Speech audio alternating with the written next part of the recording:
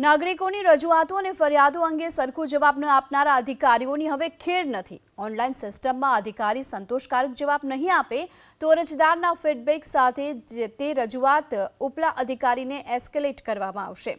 25 ડિસેમ્બરે રાજ્ય સરકાર મુખ્યમંત્રી સ્વાગત મોબાઈલ ઓનલાઈનની એપ્લિકેશન લોન્ચ કરી હતી, જેમાં કોઈપણ નાગરિક પોતાના મોબાઈલ નંબર પરથી રજીસ્ટ્રેશન કરી એપ્લિકેશન મારફતે ઓનલાઈન ફરિયાદ કરી શકશે અને પોતે કરેલી અરજીનું સ્ટેટસ પણ જાણી શકાશે। આ સાથે જ અરજી પર થયેલી કાર્યવાહીનો ફીડબેક પણ આપી શકે એ પ્રકારની સુવિધા આ મોબાઈલ એપ્લિકેશનમાં ઉપલબ્ધ કરવામાં આવી છે અને પ્રત્યેક લેવલ માટે ફરિયાદના નિકાલ માટે એક ચોક્કસ સમય મર્યાદા નક્કી થઈ છે।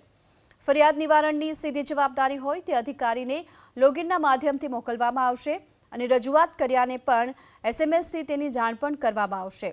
અધિકારીએ કરેલી કાર્યવાહી પોર્ટલ પર જરૂરી ડોક્યુમેન્ટ સાથે ઓનલાઈન અપલોડ કરવાની રહેશે અને રજૂઆત કરતા પોતાની પુનિક આઈડીથી જવાબ ડાઉનલોડ કરી શકે છે।